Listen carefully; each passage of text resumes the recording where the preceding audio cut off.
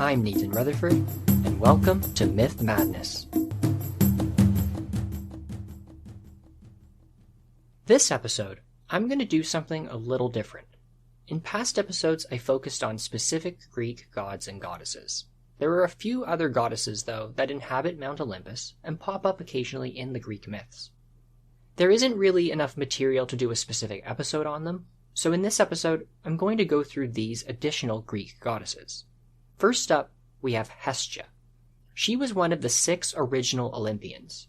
At first, Hestia was the oldest child of Kronos and Rhea. But then Kronos swallowed each of his children, and only later threw each of them up in reverse order. This counts as a second birth in the myth, so that meant that Hestia started off as the oldest, but ended up being the youngest.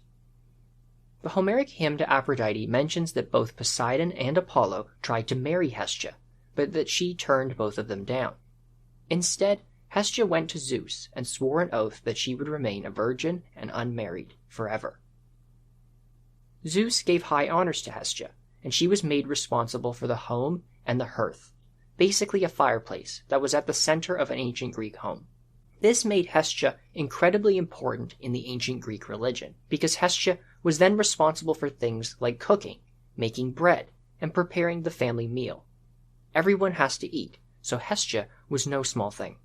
But the hearth was not only a cooking and food prep space within Greek homes, it was also a sacred space, where meat and different sacrifices would be made to various gods and goddesses. That meant Hestia was also responsible for sacrifices and tending the sacred flames. Because of this, Hestia received the first portion of every sacrifice. Since she had a flame in every Greek home, Hestia was probably worshipped more than any other deity. But Hestia herself had very few temples, and was usually worshipped within the temples of others. Funny enough, even one of the Homeric hymns to Hestia praises another god too, in this case, Hermes. Give it a listen. Hestia, in the high dwellings of all, both deathless gods and men who walk on earth, you have gained an everlasting abode and highest honor. Glorious is your portion and your right, for without you, mortals hold no banquet.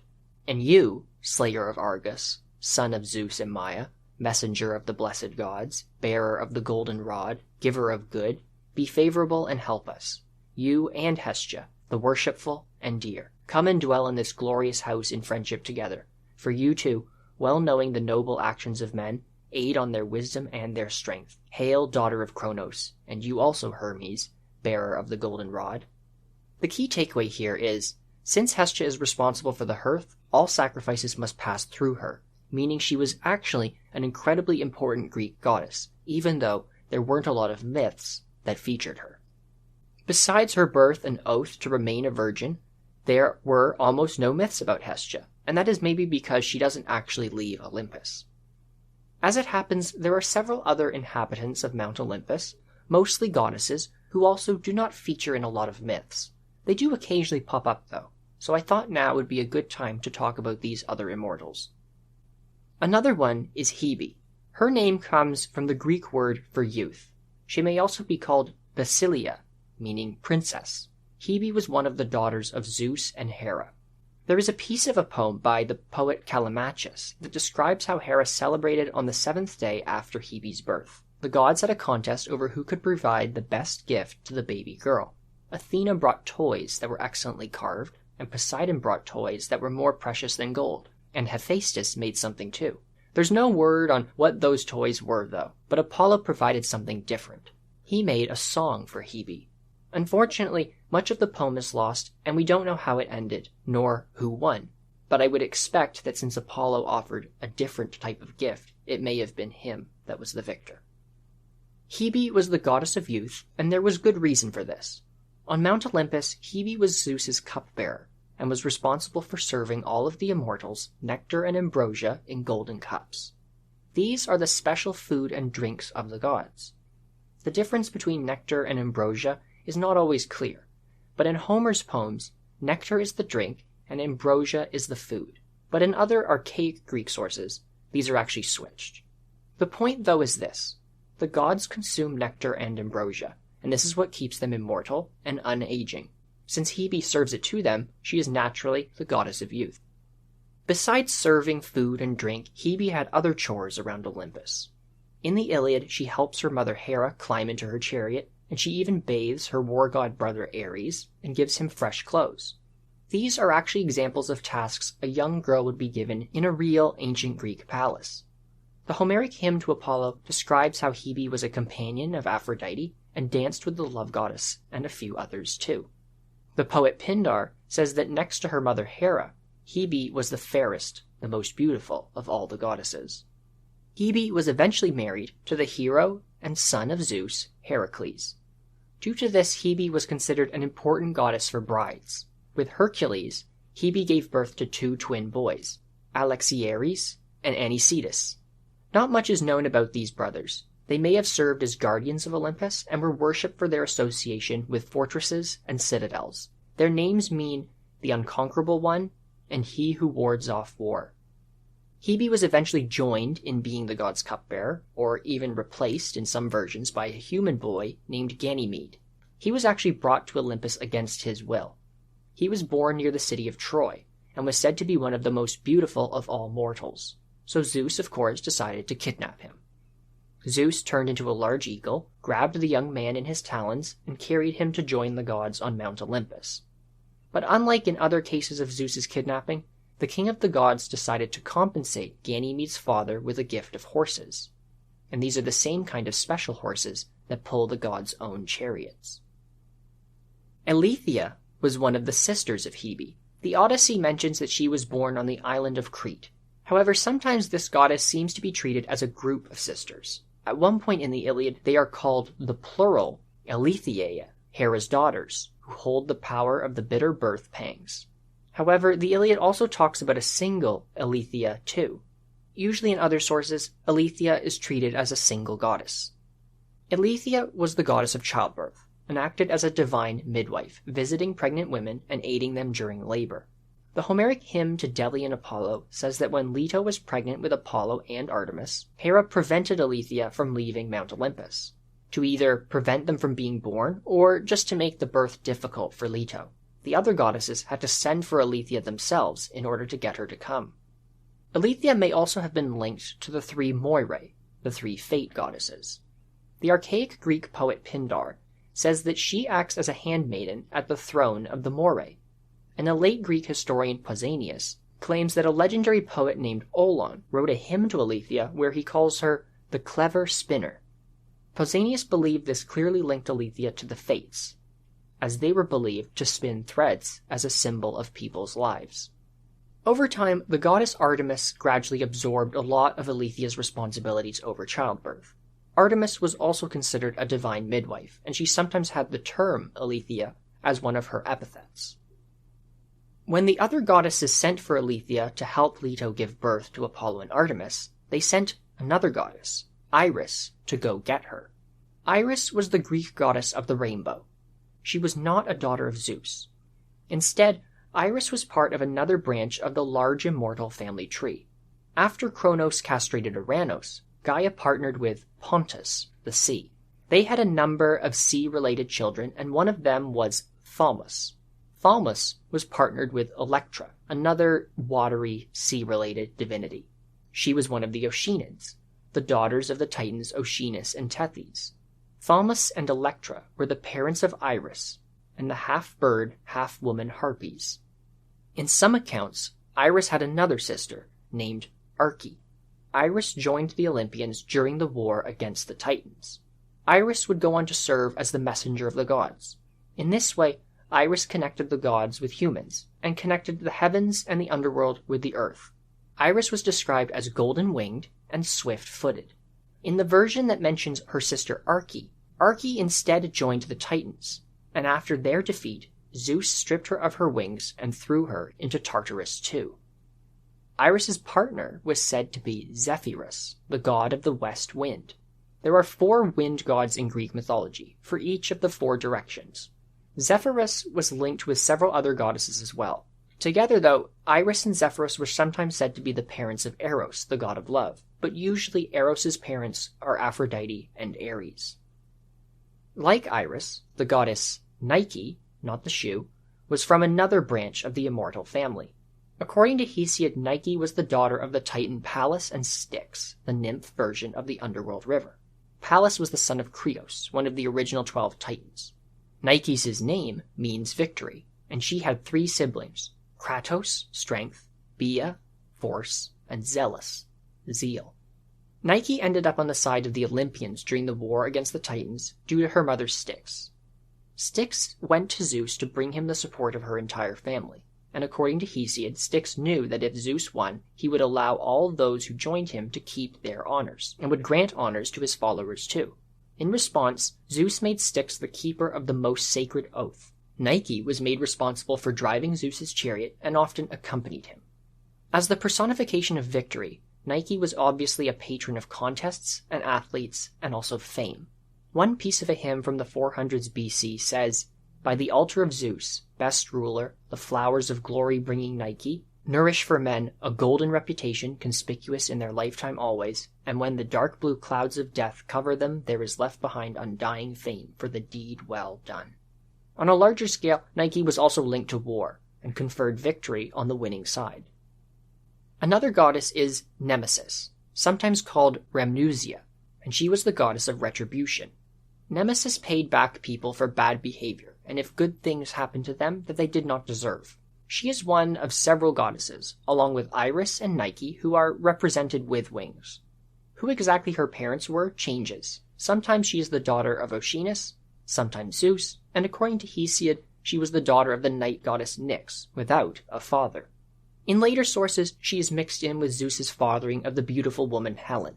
The Greek poet Bacchylides, who lived around 520 to 450 BC, supposedly claimed her children were that strange group of creatures called the Telchines that I talked about in the Poseidon episode. Greek vases often represented Nemesis as one of a pair of goddesses. The other goddess was Tyche, the goddess of fortune and good luck. They were not necessarily sisters, though. The poet Pindar says that she was a daughter of Zeus, but Hesiod's Theogony and a Homeric hymn say that she was actually another Oceanid. Tyche was prayed to for good fortune, and that even included dying nobly in battle. Because she gave these things to mortals, she was like the Fates, determining the destiny of individual human beings. In other myths, Tyche was one of the companions of Persephone when she was picking flowers before she was abducted by Hades. In an early episode, I mentioned the Horae, a small group of goddesses who are responsible for the seasons. They are the daughters of Zeus and the Titan Themis. There were at least 3 of them, but different versions actually provide more Horae, sometimes as much as 12, or even disagree on the core 3 Horae. Hesiod says the Horae were Eunomia, order; Dike, justice; and Irene, peace.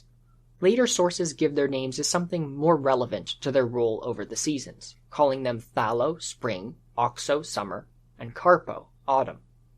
It could be that the Horae are actually 2 different sets of goddesses, and the different sources are giving us a glimpse of them in various states of being combined over time. The Horae themselves do not appear in a lot of myths.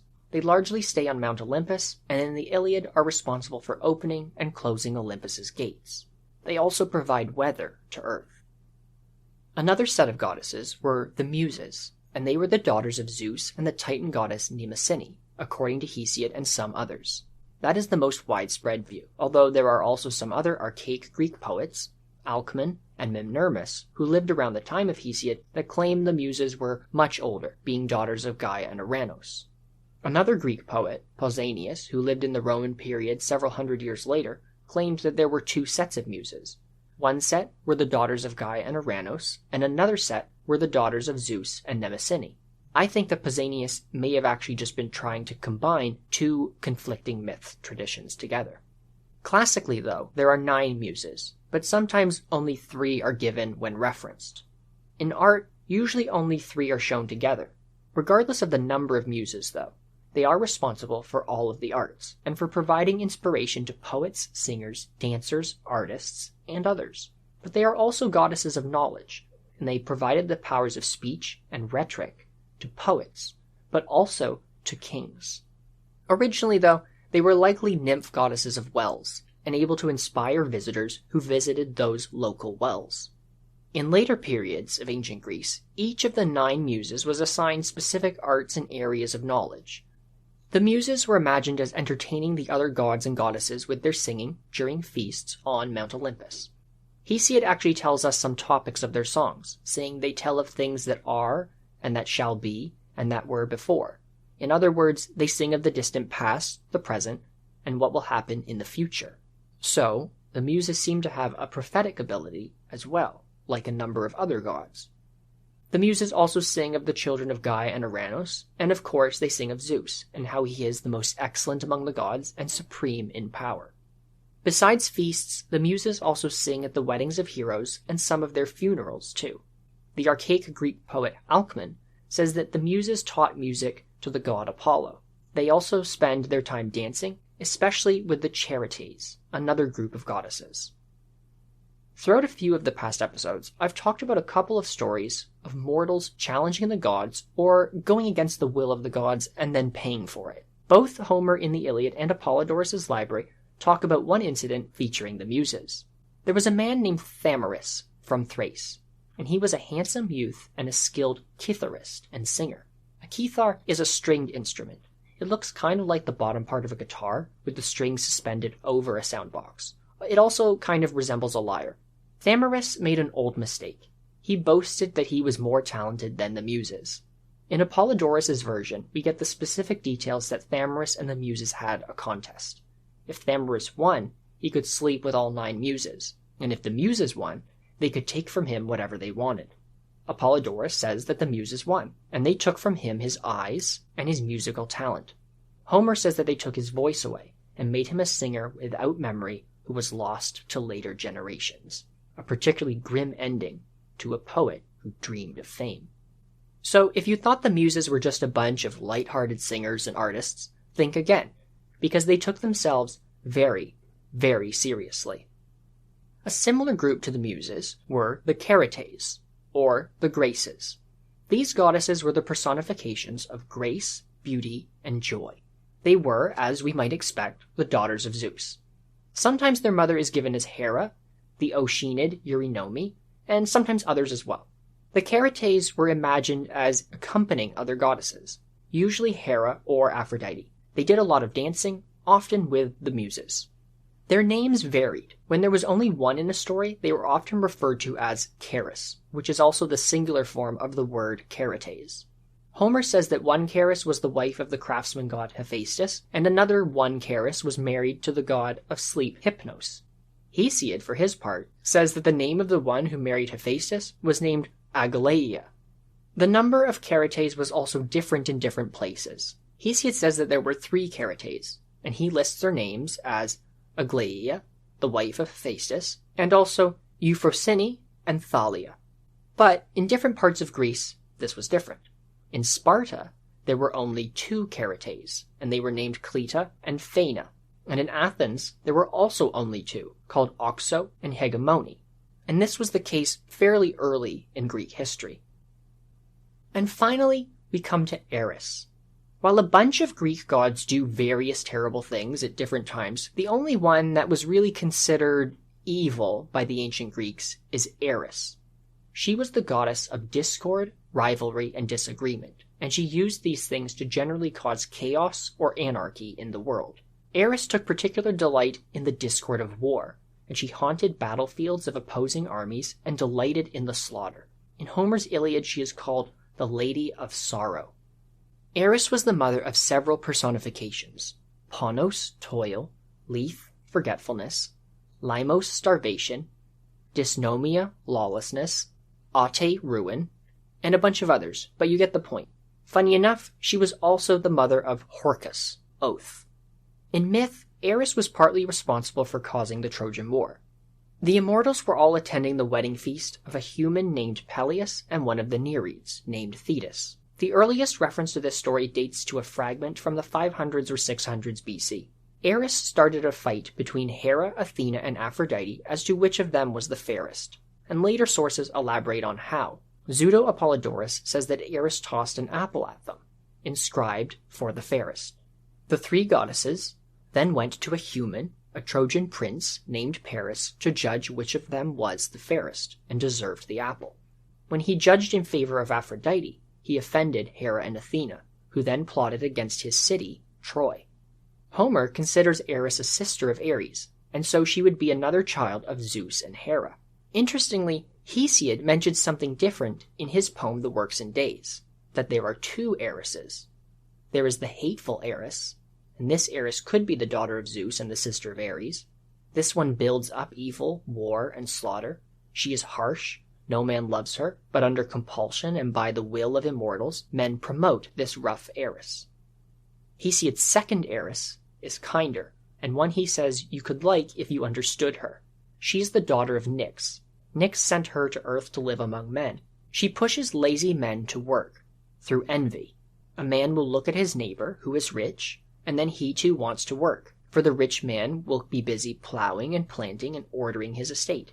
Neighbors envy neighbors, who then press on toward wealth. In this way, Hesiod says that Eris is a good friend to mortals. She causes envy, which Hesiod seems to consider a useful characteristic, and not a bad trait like it is considered today. I bring up the two Erises because it may answer something about Eris that comes up in the Iliad. Homer considers Eris and another goddess named Enyo to be the same person. He uses their names interchangeably. Enyo is described as a goddess of warfare, a sacker of cities, and someone who carries the turmoil of hatred. She joins Ares in battle. It seems that Enyo could be another name for Hesiod's hateful Eris. They are remarkably similar, but later sources from the Roman period do seem to distinguish between the two, but that could just mean that they diverged with time. But, then again, maybe Enyo and Eris were originally different after all. For that, I have to talk about another set of immortals. These are the Horae sisters. They are well known as three ugly old women who shared one eye and one tooth, and this is the version in Apollodorus' library. But a more ancient version, shared by Hesiod, is different. He says one of the Horae was named Enyo, and he doesn't agree about the one-eyed, one-toothed description of them either. To Hesiod, the Horae were well-dressed, and there were only two of them, not three. Hesiod also says that they were fair-cheeked, which I take to mean beautiful. Perhaps, like with the Charites, we have an example here of a duet of goddesses that seem to have turned into three over time. Only with the Horae, their own characteristics may have changed in the process too. Today, I covered some of the immortal goddesses which pop up in Greek mythology, but who don't really appear as central characters, as they mostly stay on Mount Olympus and support other gods and goddesses in different ways. So far, I've covered almost all of the gods and goddesses that live on Mount Olympus, and even some of the ones that don't, such as Persephone and Hades. Next time on the pod, I'll talk about the king of them all, Zeus, so stay tuned. If you are liking this podcast, please get the word out and give the pod a 5-star review. It really helps with growing the pod and finding new listeners. As always, thank you for listening.